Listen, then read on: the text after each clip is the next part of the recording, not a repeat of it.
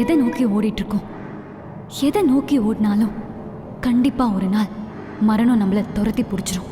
ஆனா அதுக்கப்புறம் இந்த ஆவி, ஆன்மா, பேய் இது மேலெல்லாம் உங்களுக்கு நம்பிக்கை இருக்கா? என்ன கேட்டா இது எல்லாமே முழு முட்டாள்தனம் தான்.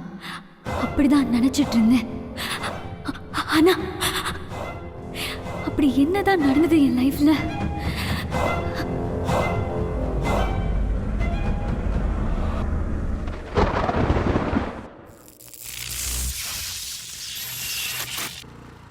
இவதான் மதுமிதா. இவரு அவ ஹஸ்பண்ட் அருண். அருண் மதுமிதாவை தான் க்ளோஸ் ரிலேஷன் மேரேஜுக்கு கூட்டிட்டு போறாரு.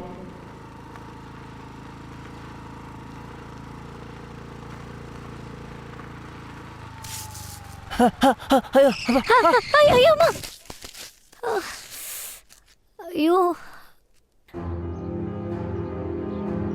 இந்த பெரிய வீடு தான் கதிரோட வீடு. பிறந்ததுமே அம்மாவை இழந்த கதிர் வளர்ந்ததும் அப்பாவையும் இழந்துட்டான்.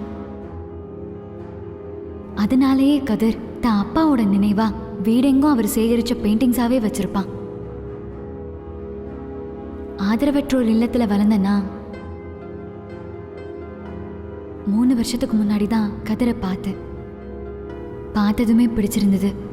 துரத்தி துரத்தி காதலும் பண்ணான். ஒரு சில காதல் கலாட்டாக்களுக்கு பிறகு என்னை மேரேஜ் பண்ணி இந்த பெரிய வீட்டுக்கு கூட்டிட்டு வந்தான். இப்படி சந்தோஷமா போயிட்டு இருந்த எங்க லைஃப்ல நினைச்சே பார்க்காத வேற ஒரு ப்ராப்ளம் பெருசா வந்துச்சு.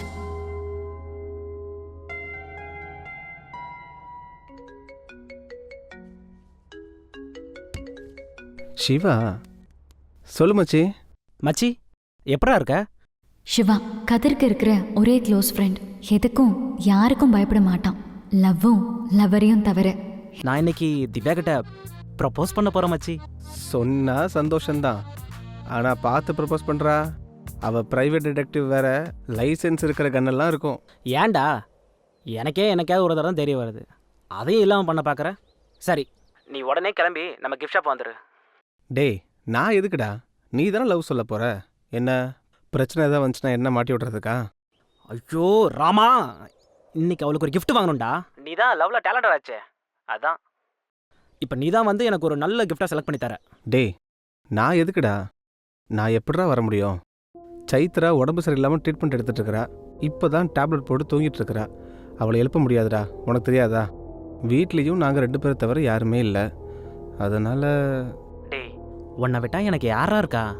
லைஃப்பில் ரொம்ப முக்கியமான ஆள் மச்சி. கடைக்கு போகிறேன், எப்படியாவது 1/2 அன் ஹவருக்குள்ளே அங்கே வந்துடு, அவ்வளோதான். டே ஹலோ.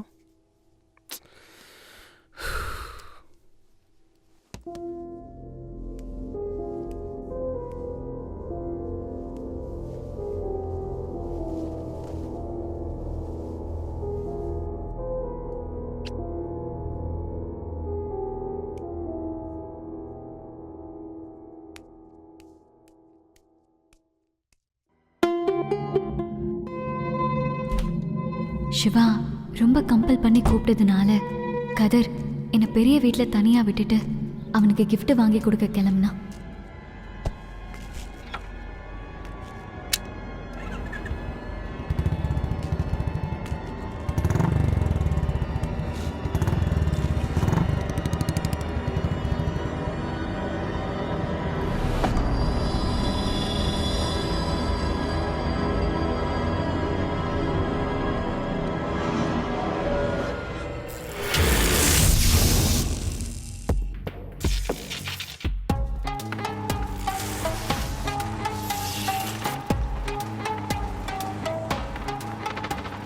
திவ்யா பிரைவேட் டிடெக்டிவ், ரொம்ப தைரியமான பொண்ணு. இவகிட்ட தான் இன்னைக்கு காலையில் சிவா ப்ரப்போஸ் பண்ண போகிறதா கதிர்கிட்ட சொன்னான்.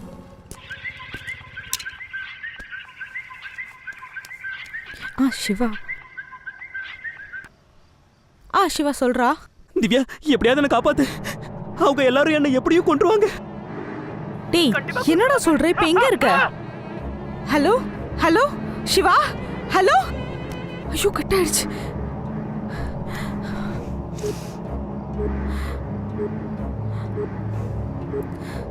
The number you are trying to call is currently not reachable. Please try again later. ஐயோ இவனுக்கு என்னாச்சு தெரியலையே. அண்ணா அண்ணா கால் பண்ணுவோம்.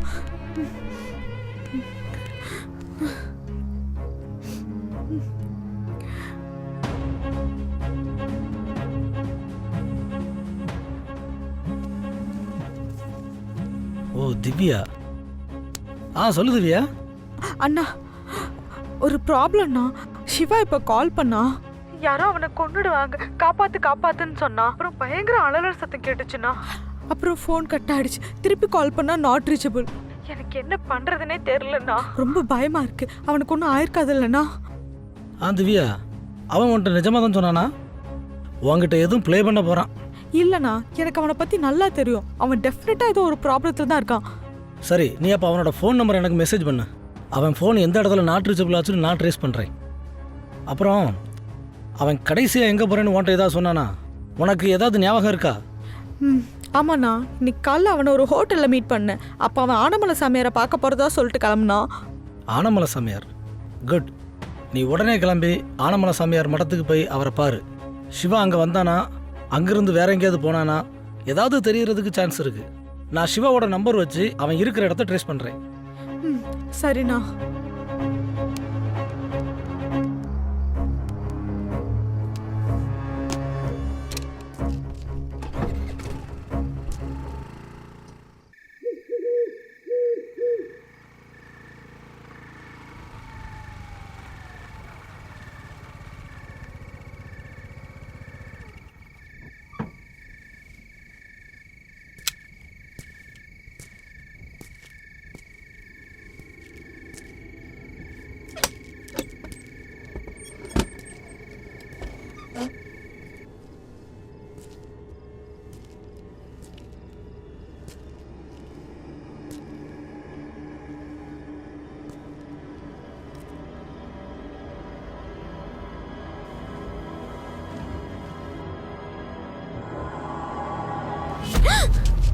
யார் நீங்க? சாமியார் பார்க்க வந்தீங்களா? யோ, இப்படிதான் பயம் காட்டுவியா? பா, உயிரே போயிடுச்சு. ஆமா, நீ தான் ஆனமலை சாமியாரா? இல்லைங்க, அவர் வெளில போயிருக்காரு. நான் அவரோட சிஷ்யன். அவர் எங்க போயிருக்காரு? அவரை நான் இப்போ உடனே பார்க்கணுமே. அவர் எங்கே போயிருக்கான்னு தெரியாது. நான் எப்போதும் 7 மணிக்கெலாம் வந்துடுவேன். நான் வரும்போது இங்கே தான் இருப்பார்.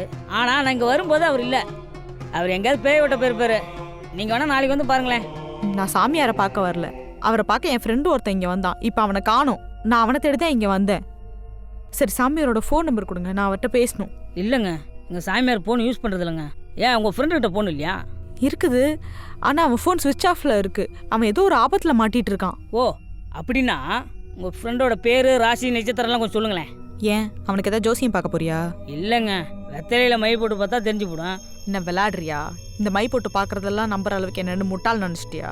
சாமியார்னாலே பேய் பீசஸ்ன்னு ஊரை ஏமாத்திர மோசடி கூட்டம் தானே. நான் ஒரு டிடெக்டிவ். சாமியார் எங்கன்னு எனக்கு இப்போ தெரிஞ்சாகணும். ஏங்க இப்படி பேசுகிறீங்க? நான் சொல்கிறது உங்களுக்கு புரியலையா? எங்கள் சாமியாரையோ மை போகிறதையோ நீங்கள் எதையும் நம்ப வேண்டாம். உங்கள் ஃப்ரெண்டோட ராசி நட்சத்திரம் சொல்கிறதுனால என்ன குறைய போகுது? ஒரு வேளை உங்கள் நண்பனை கண்டுபிடிக்க உதவியாக இருந்துச்சுன்னா அதுக்கு ஏன் நீங்கள் தடையாக இருக்கீங்க? பேர் சிவா, கடகராசி, ஐலம் நட்சத்திரம். ஒரு நிமிஷம்.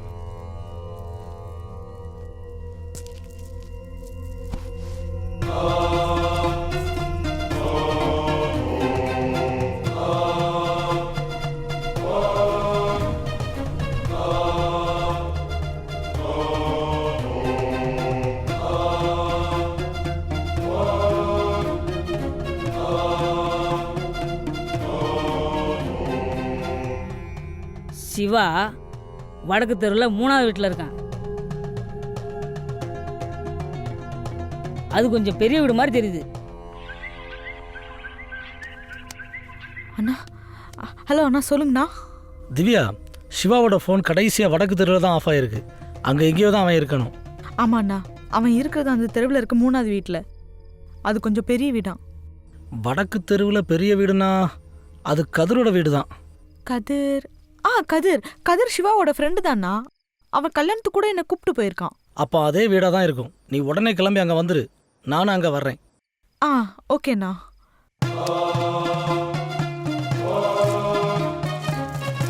என்னாச்சு? நீங்கள் சொன்ன அதே இடத்துல தான் சிவா இருக்கான். எனக்கு இந்த மந்திரம் சாமியார் மேலாம் நம்பிக்கை கிடையாது. நான் ஏதாவது தப்பாக பேசியிருந்தா என்னை மன்னிச்சிருங்க. ஆனால் இப்போ உங்கள் மேலேயும் உங்கள் ஆனமலை சாமியார் மேலேயும் எனக்கு முழு நம்பிக்கை வந்துருச்சு. சரி, நான் இப்போ கிளம்புறேன். சரிங்க. உங்கள் கான்டாக்ட் நம்பர் எதாவது கிடைக்குமா? ஒரு நிமிஷம்.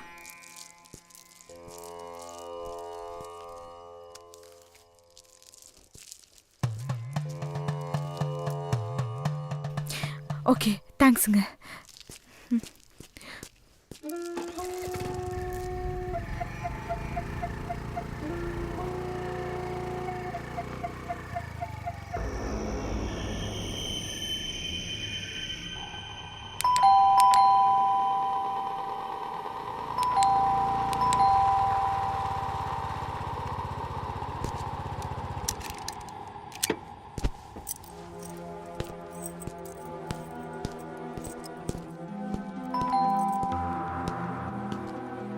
இது கதிரோட வீடு தானே? இல்லையே, இது சைத்ரோட வீடு தான். சைத்ரோட ஹஸ்பண்ட் தானே கதிர்? அப்படியா? இதுவே உங்களுக்கு தெரியாதா? நான் மதுமிதா, சைத்ராவோட ஃப்ரெண்டு. இவர் என் ஹஸ்பண்ட் அருண். சைத்ரா நல்லா இருக்காளான்னு தான் பார்க்க வந்தோம். கதிர் வயசு சைத்ராக்கு உடம்பு சரியில்லைன்னு சிவா சொல்லியிருக்கான். ஆனால் இந்த லேட் நைட் ஏன் வந்தீங்க? நாங்கள் காலையிலே இங்கே வந்துட்டோம். ஆனால் ஐயோ, காலையில் நடந்து ஃபுல்லாக நினச்சாலே பயமாக இருக்கே. இப்போ சைத்ராக்கு என்ன ஆச்சுன்னு தெரியலையே. என்ன வளர்றீங்க? நீங்கள் சொல்கிறது எதுவும் புரியலையே. 2 பேரும் திருட வந்திருக்கீங்களா? ஐயோ இல்லை, நடந்ததெல்லாம் தெளிவாக சொல்லிடுறேன். இன்னைக்கு காலையில் எங்களுக்கு ஒரு சின்ன ஆக்சிடென்ட் நடந்துச்சு. ஒரு மேரேஜ் வீட்டுக்கு போகிற வழியில் வண்டியிலேருந்து கீழே விழுந்துட்டோம்.